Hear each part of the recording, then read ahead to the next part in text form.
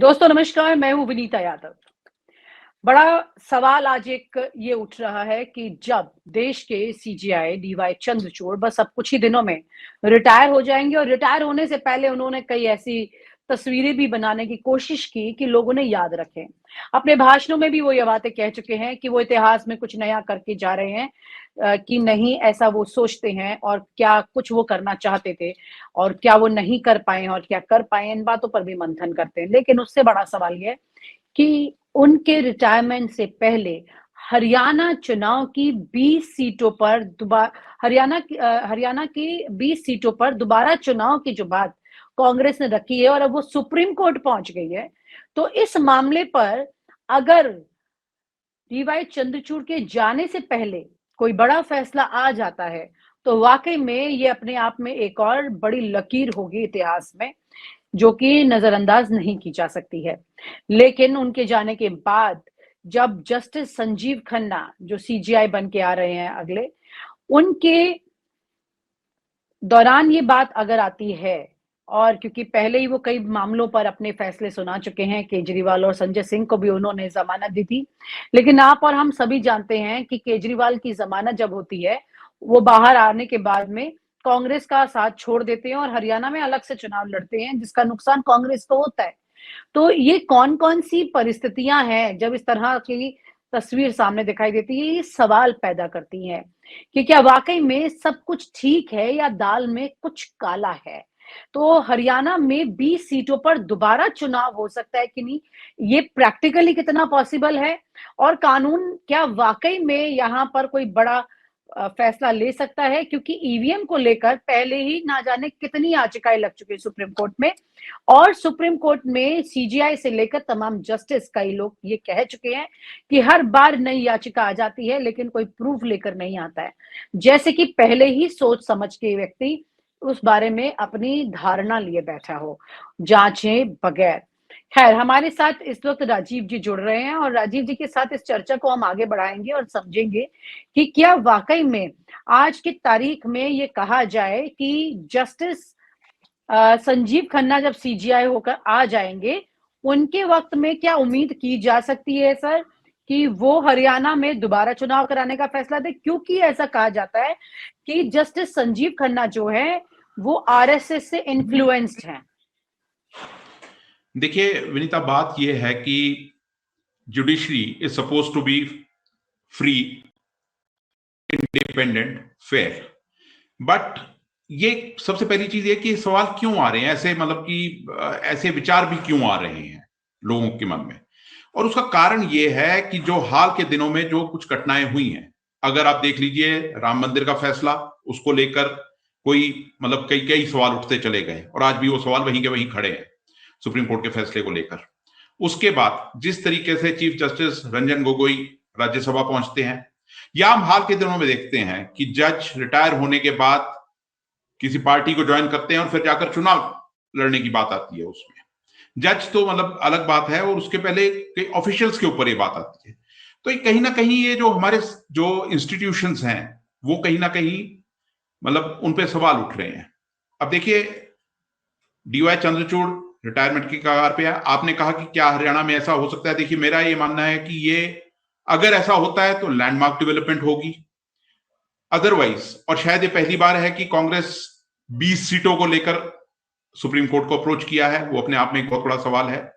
वो एक चीज है, मतलब जो क्वेश्चन मार्क उठाता है सीधे सीधे इलेक्शन कमीशन ऑफ इंडिया पे, जिसका किरदार पर पहले ही बहुत सवाल उठ चुके हैं और उसकी क्रेडिबिलिटी को लेकर मतलब सिवाय इसके कि जो सरकारी राग अलाप रहे हैं, उसके अलावा बहुत लोगों के मन में बहुत सी शंकाएं हैं इलेक्शन कमीशन के रोल को लेकर। चाहे वो हम कहते हैं कि किसी भी चुनाव की जो मतलब प्रिलिमिनरी होती है, जो प्रिलूड होता है, उसमें जिस तरीके से नोटिस दिए जाते हैं, एक पक्ष को आप नोटिस दे रहे हो धड़ाधड़, आप उनको पिनलाइज कर रहे हो, दूसरे पक्ष को आप बिल्कुल अनदेखा कर रहे हो। आप हमने देखा है कि किस तरीके से आप प्रधानमंत्री तक की जो स्पीचेस रही हैं, कम्युनल स्पीचेस रही हैं सरेआम, और उस पर फिर क्या किरदार रहा इलेक्शन कमीशन का, ये तमाम चीजें हैं।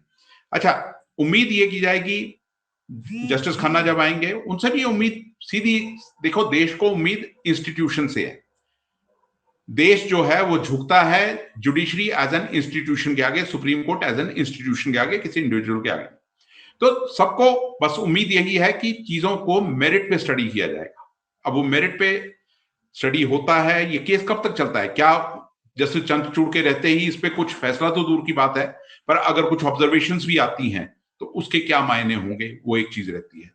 रही बात, आपने आगे बात की कि जिस तरीके से केजरीवाल संजय सिंह, देखिए उसमें मेरा कुछ मतभेद है। मेरा ये मानना है कि शुरू से ये कहा जा रहा था कि इंडिया ब्लॉक को एज इंडिया ब्लॉक ये चुनाव लड़ना चाहिए। अब उसमें कमियां कहीं कांग्रेस की रही, जो इन्होंने अकोमोडेट नहीं किया आम आदमी पार्टी को।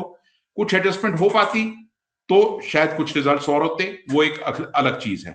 कांग्रेस पार्टी ने, ठीक है, उनको लग रहा है कि बिल्कुल वहां पर कुछ इलेक्शंस में धांधली हुई है, उन्होंने सुप्रीम कोर्ट को अप्रोच किया, वो उनका एक राइट है।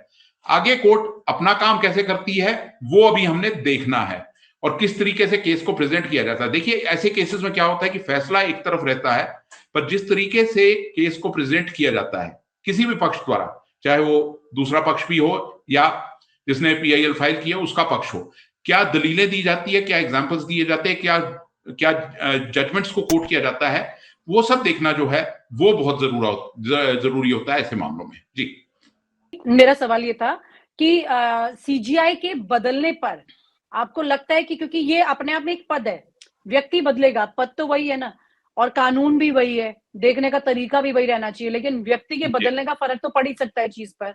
तो वो आपको लगता है कि क्योंकि अभी आंखों से पट्टी हटाकर हाथ में तलवार की जगह संविधान की किताब देकर डीवाई चंद्रचूड़ अपना बेस्ट कोशिश कर रहे हैं जिससे इतिहास में नाम हो जाए, तो ये भी एक बहुत बड़ा मामला है जो कि इतिहास में नाम दर्ज करा सकता है। लेकिन अडानी को सुप्रीम कोर्ट से क्लीन चिट मिली, ईवीएम ठंडे बस्ते में चली गई, इस तरह की तमाम चीजें हैं जो कि सवाल खड़े करती हैं कि ना जाने शायद इतिहास के लिए इस मामले को कितना कंसीडर करेंगे। जी, देखिए मैंने जिस तरह पहले कहा कि अगर इसमें फैसला कुछ आता है तो वो एक लैंडमार्क जजमेंट होगी, पर दूसरी बात यह है कि जब कोई भी पक्ष जाता है कोर्ट के सामने अपना केस लेकर, तो इस उम्मीद से जाता है कि जस्टिस विल बी डिलीवर्ड। सीधी सी बात यह है। और जैसा मैंने पहले कहा कि फैसला कई बार इतना अहम नहीं होता जितना अहम वो प्रक्रिया होती है कि आप क्या दलील देते हैं, किन जजमेंट्स को कोट करते हैं, कॉन्स्टिट्यूशनल प्रोविजंस को कैसे कोट किया जाता है, किस तरीके से आप काउंटर देते हैं जो भी बातें वहां पर होती हैं, और उसके बाद किस तरीके से जुडिशरी इंटरप्रेट करती है। देखिए हिस्ट्री की आपने बात की, हिस्ट्री इतिहास में जाना, ये सब इतिहास में जाते हैं, पर किस चीज के लिए जाते हैं वो अहमियत रखता है, या किस केस को किस तरीके से हैंडल किया जाता है वो अहमियत रखता है। अब जिस तरह हमने जस्टिस रंजन गोगोई की, अब जस्टिस गोगोई को जब राज्यसभा में लेकर जाया गया तो उनकी जितनी भी क्रेडिबिलिटी थी उस पर एक सवाल खड़ा हो गया, क्योंकि जजेस को, देखिए हमारे यहां जजेस को एक कहा जाता है कि जुडिशरी आइसोलेशन में रखी जाती है, they are perhaps the most well paid, और सबसे ज्यादा उनको एक रिस्पेक्ट भी अलग मिलती है। फिर अगर ये जजेस जाके कोई पॉलिटिकल पार्टी के फ्रंट से अगर ये राज्यसभा में जाते हैं तो जाहिर सी बात है लोगों के मन में सवाल आते हैं। और उसके बाद आप देखिए, मुझे ये भी जानना है कि जस्टिस गोगोई का एज राज्यसभा मेंबर क्या कंट्रीब्यूशन रहा है, वो अपने आप में एक बहुत बड़ा सवाल है।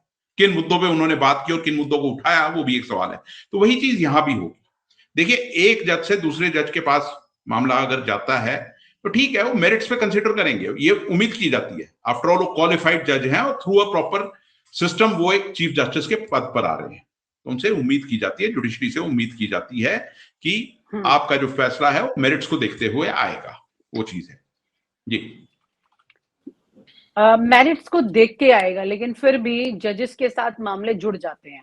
मेरा ये जानना है कि सब्सटेंस कितना है इस मामले में। अगर 20 सीटों की बात कर रहे हैं कि दोबारा वहां चुनाव हो जाए, और अगर ऐसा हो गया तो जाहिर है कि करियर में तो एक एड ऑन हो जाएगा पेज, लेकिन ये अपने आप में बहुत बड़ी बात हो जाएगी और इसके आगे कई दरवाजे औरों के लिए भी खुल जाएंगे। वही बात है कि ये it will be like a Pandora's box, और ये सिर्फ हरियाणा की बात नहीं है, क्योंकि ये मामले फिर जाते हैं सीधे राइट डाउन टू पंचायत चुनाव तक जाते हैं मामले, जहां पर आज अभी हमने पंजाब का केस देखा, वहां पर Punjab and Haryana high court ने 200 शायद 75 गांवों में इलेक्शन पर रोक लगाई है। किस लिए? क्योंकि उसके नॉमिनेशन में ही, प्रक्रिया में ही सवाल उठे हुए थे। तो वो चीजें, वो पंडोरास बॉक्स तो है, बट वो केस अगर कांग्रेस को लगता है 20 सीटें, देखिए 20 सीटें कम नहीं होती, और 20 सीटें मतलब अगर जो कांग्रेस का कहना है वो सही है तो पूरा फेरबदल है। और वो सीधे सीधे किस पे सवाल है? इलेक्शन कमीशन पे। पूरा वो चुनाव इलेक्शन बदल जाएगा। नहीं, वो पूरे चुनावी प्रक्रिया पे सवाल है। उसमें फिर ईवीएम एक छोटी सी चीज रह जाती है। ईवीएम तो एक टूल है ना फिर इलेक्शन का, उसमें तो फिर सीधे सीधे इलेक्शन कमीशन पे सवाल आता है। पर ये सब हाइपोथेटिकल बातें हैं। मेन चीज ये है, मामला कोर्ट में गया है, अब देखना ये है पहली सुनवाई कब है, उस पर क्या ऑब्जर्वेशन कोर्ट की आती है। जैसा मैंने कहा कि जजमेंट इंपॉर्टेंट नहीं, कई बार कोर्ट की ऑब्जर्वेशन बहुत इंपॉर्टेंट होती है। ऑब्जर्वेशन और दलीलें और बाकी चीजें जो है वो इंपॉर्टेंट होती है। देखिए, इंडियन जुडिशियल सिस्टम जो है, या फॉर दैट मैटर कोई भी जुडिशियल सिस्टम है, और इंडिया का तो खास तौर पे, since we are a democracy और हमको बड़ा फ्री फेयर हमारे जुडिशियल सिस्टम को एक कहा जाता है, तो उस पर रिसर्च होती है और चीजें फिर आने वाले दशकों तक कोट की जाती हैं दुनिया भर में। तो क्रेडिबिलिटी भी एक बहुत बड़ी चीज होती है, और डेफिनेटली ये उम्मीद की जाती है कि जिस तरीके से जो प्रॉपर प्रोसीजर है, प्रॉपर चीजें हैं, वो आगे चलेंगी उस हिसाब से। जुडिशरी के सामने आदमी सिर्फ उम्मीद करता है और होप करता है कि judiciary is free and fair और इंडिपेंडेंटली अपना वो काम करती है। जी, यहाँ पर अगर 20 सीटों की अगर बात हो रही है तो ये 20 सीटें पूरी सिचुएशन को बदल देंगी, इसमें कोई दो राय नहीं है।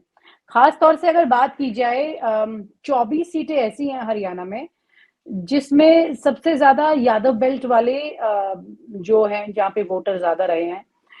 24 में से 23 सीटें निकाली हैं बीजेपी ने वहां पर। अच्छी खासी तादाद में उन्हें वहां पर मिली हैं वो सीटें। अगर यहाँ पर ऐसा कुछ फैसला, ऐसी कोई सर्वे रिपोर्ट, मतलब ये मोडस ऑपरेंडी क्या हो सकती है अगर जमीन की ये तस्वीर है और कल को कोर्ट में जा रहे हैं। हालांकि मुझे भी लगता है कि बहुत ज्यादा उम्मीद इससे नहीं की जा सकती है, क्योंकि इतनी बार मल्टीपल टाइम्स ईवीएम जैसे गंभीर मैटर को लेकर कई बार सुप्रीम कोर्ट का दरवाजा खटखटाया गया है, लेकिन उन्होंने उसे कभी भी उस लेवल पर नहीं लिया गया। इनफैक्ट ये 2021 से लगातार हो रहा है ईवीएम के मामले को लेकर। लेकिन इस मामले में अगर कोई ऐसी रिपोर्ट या डिटेलिंग या सर्वे अपने निकल के आते हैं और उनको एज अ प्रूफ रखा जाता है, तो आपको लगता है कि ये चीजें कहीं पर कन्विंसिंग हो सकती हैं? देखिए, वो डिपेंड करता है कि कैसे इंटरप्रेट चीजों को किया जाता है, क्या एडमिसिबल है as in the court of law और क्या एडमिसिबल नहीं है। वो अब देखिए, अगर ये कांग्रेस ने भी ये पीआईएल फाइल की है तो डेफिनेटली उनके पास भी बैटरी ऑफ लॉयर्स हैं, और वो उन चीजों को अपने ध्यान में रखते हुए ही उन्होंने अप्रोच किया होगा। ये तो इतना तो हम एज्यूम कर सकते हैं ना कि उनके पास एक पूरी बैटरी ऑफ लॉयर्स है जिन्होंने समझा होगा चीजों को, देखा होगा कि मेरिट्स पे हाँ ये मामला बनता है। दूसरी चीज आपने ईवीएम की देखिए, ईवीएम में मेरा ये कहना है कि देखिए, एक तो जुडिशियल एस्पेक्ट उसका है, गया मामला फिर खारिज हुआ, वो चीज है। मेरा वही सवाल बार बार खड़ा होता है कि अगर कांग्रेस को या बाकी ऑपोजिशन को लगता है कि ईवीएम से चुनाव नहीं होना चाहिए, तो उसके लिए एक सस्टेन्ड पॉलिटिकल कैंपेन की जरूरत है इस देश में, right down to the village level. ये कहना कि चुनाव में अगर आप हार गए या चुनाव के टाइम आके अपने 4 बयान दे दिए कि भाई ईवीएम पे हमको विश्वास नहीं है, वो वैसे काम नहीं चलेगा। आपको लोगों को कन्विंस करना है और एक सस्टेन्ड कैंपेन की जरूरत है उसके लिए, क्योंकि फिर बीच बात यह है ना कि जो दूसरी पार्टी जीतती है वो भी तो ये कहती है कि आप भी तो कुछ प्रदेशों में चुनाव जीतते हैं, फिर क्या होता है आपको उस समय, क्या ईवीएम ठीक हो जाती है? सवाल यह है कि अगर आपको लगता है, आप कन्विंस्ड हैं कि ईवीएम से चुनाव नहीं होना चाहिए, तो फिर एक sustained campaign in the public domain उसकी जरूरत है। और रही बात जुडिशियल प्रोसेस की, वो एक दूसरा एस्पेक्ट आता है इस चीज का। जी, यानी कुल मिलाकर के ये पूरी परिस्थिति ऐसी है जिसमें ये कहा जा सकता है कि जितने भी ऐसे मामले रहे, खासतौर से जो जस्टिस संजीव खन्ना की बेंच में आए, जिसमें कई बार डीवाई चंद्रचूड़ और जस्टिस संजीव खन्ना दोनों ने मतलब बिल्कुल खामोशी बना ली। ये खामोश रहना भी अपने आप में बहुत बड़े सवाल पैदा करता है। जैसे कि यूसीसी की बात करें, यूनिफॉर्म सिविल कोड की बात करें, या फिर अडानी के मामले को लेकर के बात करें, या फिर निर्वाचन आयुक्त की नियुक्ति को लेकर के बात करें, वो भी एक बहुत बड़ा मामला था जिसमें ये कहा गया था कि भाई पहले सीजीआई की भूमिका थी जिसको हटा दिया गया, और किस तरह से हटाया कि इसमें सवाल भी नहीं किए डीवाई चंद्रचूड़ ने। तो ये खामोश होकर के भी चुपचाप कई बार चीजें आगे बढ़ती चली गई। और यहाँ पर अब जस्टिस संजीव खन्ना जो है, उनकी जो इमेज है वो पहले ही कई सवालों के घेरे में है इस मामले को लेकर, क्योंकि विद ड्यू रिस्पेक्ट, क्योंकि बहुत सेंसिटिव और सीरियस मैटर है किसी भी जस्टिस के बारे में कुछ भी कमेंट करने को लेकर। लेकिन लगातार सवाल खुद विपक्ष और लीगल लॉबी उठाती रही है कि किस तरह से जजेस के नेताओं के साथ में अब रिश्ते हैं और वो मामले को बदल देते हैं, तो किसी भी इस तरह की संभावना से भी तो इनकार नहीं किया जा सकता है। देखिए, एक हमारा सिस्टम है और वो सिस्टम जो बना है वो अपने हिसाब से फंक्शन करेगा। उसमें जैसा कि मैंने कहा कि इन इंस्टीट्यूशन से उम्मीद की जाती है, क्योंकि हमको फेथ है ना इस पे। आप एक चीज देखिए, जब हम हर तरफ से हताश होते हैं तो हम कहाँ जाते हैं? हम जुडिशरी के पास जाते हैं, क्योंकि हमारा एक लास्ट रिजॉर्ट है और हमको फेथ है उस पर। तो ये चीज जुडिशरी की उसके अपनी रेपुटेशन के लिए भी बहुत इंपॉर्टेंट होती है ये चीज। बाकी चीजें आपने की लीगल बॉडीज और ये सब, देखिए वेस्टेड इंटरेस्ट कई लेवल्स पे काम करते हैं, वो एक चीज है। और दूसरी चीज एक ये है, हमारे यहाँ जो जनता है ना वो मूर्ख नहीं है। भले ही उसकी आवाज कभी उठती है कभी नहीं उठती है, पर लोगों को पता होता है क्या चल रहा है क्या नहीं चल रहा है। ये एक और चीज है। पब्लिक हमारी जो है, एक जो ट्रेडिशनल विजडम है वो जो चलता है, हमारा पॉलिटिकल विजडम जो है वो फिर कश्मीर से लेकर कन्याकुमारी तक जनता समझती है कि क्या हो रहा है किसी भी मामले में। तो इसलिए वो एक अलग हमारा एस्पेक्ट है हमारी डेमोक्रेसी का एक। और क्योंकि हमारी डेमोक्रेसी में जुडिशरी को एक ओहदा मिला है, जो जुडिशरी को बिल्कुल प्राइम समझा गया है, तो हम लोग उससे उम्मीद करते हैं कि इसको एक फेयर तरीके से जस्टिस डिलीवर हो, और वही उम्मीद की जा सकती है। उसके अलावा कोई चारा नहीं है। उसके अलावा कोई, that is the last resort. अब ये चीजें जो हैं ये समझनी बहुत जरूरी है। जी, और किस उम्मीद से कांग्रेस इस कदम को लेकर के सुप्रीम कोर्ट पहुंची है। कई बड़े वकील उनके साथ हैं जो कि सदन के सदस्य भी हैं। किस तरह से बात आगे बढ़ाएंगे, एक लंबा एक्सपीरियंस भी है उनको, लेकिन एक नई लकीर खींचने के लिए बहुत मेहनत हो जाती है। लेकिन इस मेहनत में कानून उनको कितना सपोर्ट करेगा, ये अपने आप में एक बड़ा सवाल है। बहुत बहुत शुक्रिया, thank you so much. Thank you. और आप हमसे जुड़े रहने के लिए सब्सक्राइब करें YouTube पर, फॉलो करें Twitter पर और लाइक करें Facebook पर। और ज्यादा जानकारी के लिए आपको टाइप करना होगा सिर्फ न्यूज नशा।